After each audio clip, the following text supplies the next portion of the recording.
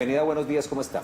Buenos días, muchas gracias por invitarme. Bueno, ¿usted cómo ha valorado, cómo ha evaluado este escenario? Incluso en este momento que le confirmamos a nuestra audiencia hace apenas algunos minutos que hay 3 casos nuevos de coronavirus en Medellín, una situación, digamos, esperable. Llegó a Colombia, llegó a Bogotá, se confirmó, llegó a Buga, a Medellín y lo lógico, diría uno, es que poco a poco vaya creciendo la presencia. ¿Cómo lo evalúa usted? Bueno, pues esto es algo que empezó desde el 30 de diciembre del año pasado. Se cree que empezó a circular desde principios de diciembre en China. Entonces ya llevamos, vamos a ajustar 4 meses. 70 y punta días. Sí. Entonces, ¿qué vemos? Que hemos tenido la fortuna de que la epidemia nos llega con un retraso. Entonces, lo que hemos aprendido de China, lo que hemos aprendido de Italia, lo que vamos a aprender de España, de Alemania, nos tiene que servir. Una de las lecciones más importantes es que en esta epidemia lo más importante es la velocidad, la rapidez con la que tomemos las decisiones. Esos 4 casos no son 4, seguramente hay muchos más.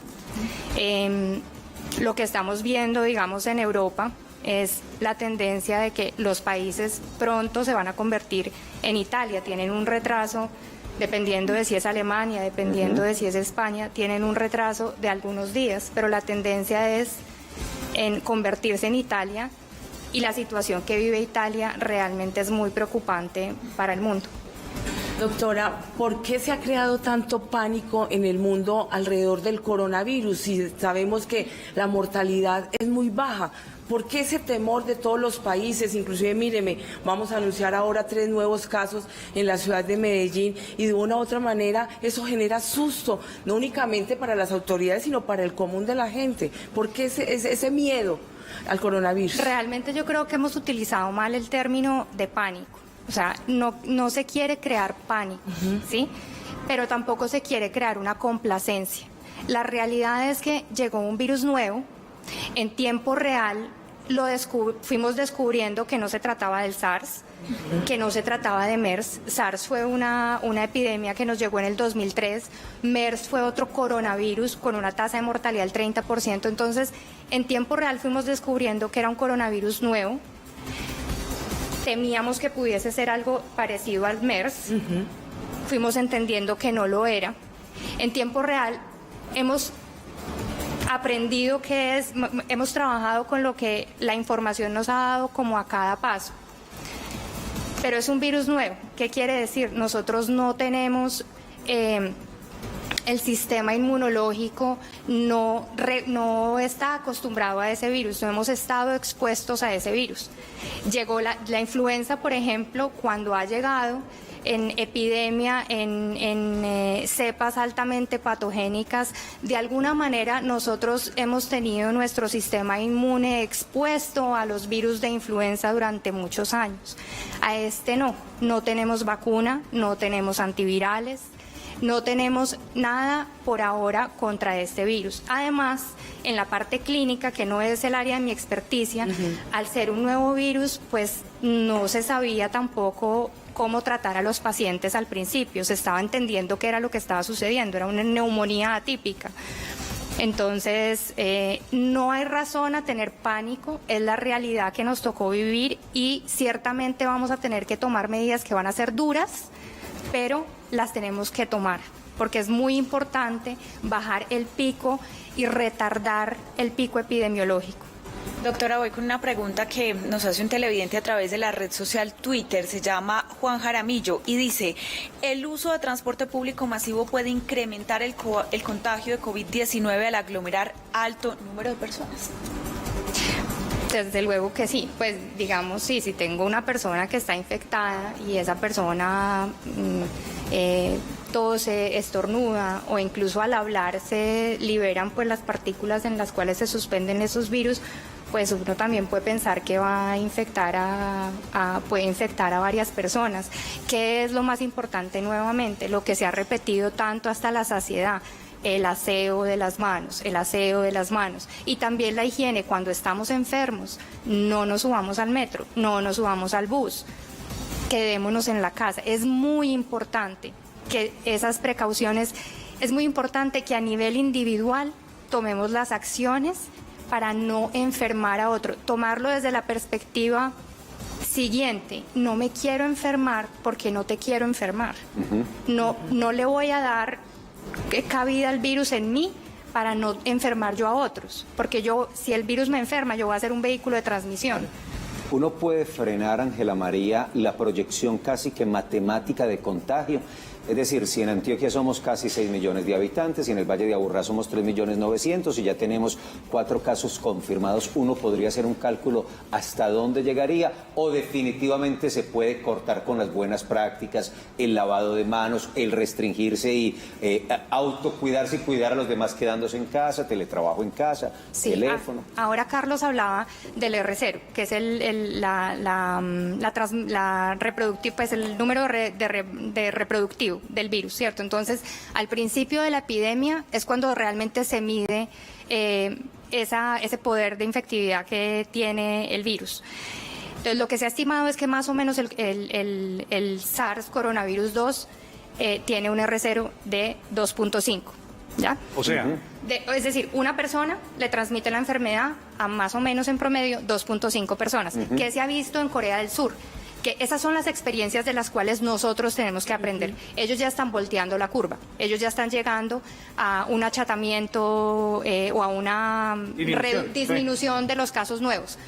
Entonces, las intervenciones afectan ese valor del R0, ¿sí? Y ya en Corea lo que uno quiere es que baje a menos de 1, y ya ahí uno puede decir que se empieza a contener la epidemia. Entonces, la respuesta es: nosotros sí podemos tomar medidas para reducir ese número. O sea, no tenemos que pensar que nos tenemos que resignar a que vamos a ser Italia o a que tenemos la posibilidad, el retraso con el que ha llegado el virus nos permite tomar las medidas para reducir justamente ese número. Muy bien, Ángela, usted nos trajo una gráfica, vamos a pedirle a producción que nos la muestre para ver cómo son los picos de cómo se comporta y cómo podría comportarse. Algunas personas, es esa que está ahí, algunas personas han sostenido, tal vez de manera equivocada, que lo mejor sería que todo el mundo se infectara para que pasara rápidamente la epidemia. ¿Eso tiene algún sentido? No, a ver, es muy importante que la gente se lleve el siguiente mensaje.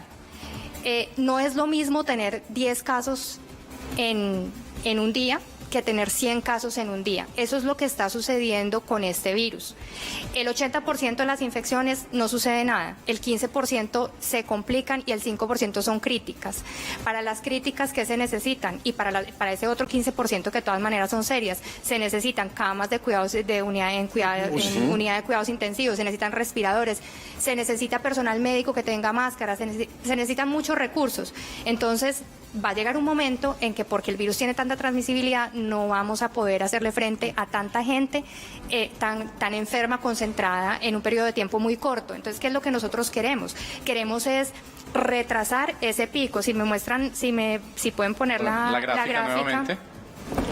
La gráfica que sí, vimos hace un segundo vamos a repetir. Ahí está. Exacto. Entonces, en la que está en rojo, sí, es el pico epidemiológico sin intervenir, sin tener ninguna medida de aislamiento social, nada. Eso estaría saturando esa línea punteada que es la capacidad del sistema de salud. Entonces, no sobrepasaría. Lo que nosotros queremos es ser esa curva azul. Sí. Y para eso, ¿qué tenemos que hacer? Tal vez los mismos, pero en más tiempo, más prolongado. Exactamente. Puede que los casos lleguen a ser los mismos, pero más repartámonos, turnémonos para llegar al hospital. Pero tenemos que achatar, y lo más importante es no esperemos a que las autoridades nos digan, estos son acciones individuales. O sea, es el momento, de ser el héroe, digamos, entre comillas, de verdad.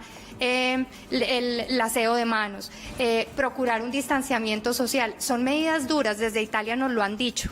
No se confíen de esa calma que genera tener solo 4 casos, la tormenta, y llega y da vuelta en cuestión de un día para otro. Claro. Entonces, yo creo que es eso. Doctora Ángela, hablando con su papá y con el mío, estamos muy preocupados, tenemos que aislar, ¿cierto? Tenemos que los papás mayores de 80 tener que tomar medidas restrictivas completamente. Me alegra mucho que usted lo haya dicho porque precisamente mi papá se lo toma como muy No, y el mío folclóricamente. también. Hágame el favor. Oh, Juan ya les clausuró la casa, Claro. puso letrero en la puerta. Lo selló. No se reciben visitas, No ni toca.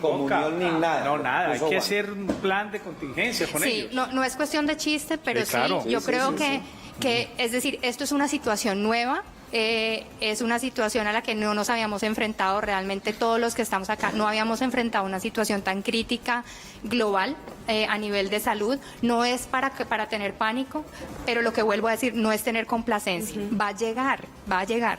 Por más que lo neguemos, eso no tiene propiedades antivirales negar el problema va a llegar. Entonces, con los mayores, el aislamiento social, muy importante, que no salgan, tenerlos en la casa lo más posible, que no salgan pues a un centro comercial, La misa por ayudarlos. televisión. No, Hay que la jugar misa por parques, televisión. hay que ampliar la No jugada de ir al parques con los estadio. papás, hay que ir a conversar con ellos. Pero hay situaciones que de pronto uno no se pone a pensar en el día a día y hay que dar resolución a esas situaciones. Son personas mayores que están solas, Sí, que claro. tienen su mascota y entonces si hay alguien infectado en el edificio, ¿quién le va a sacar a la mascota? Él la va a sacar, ¿quién va a mercar?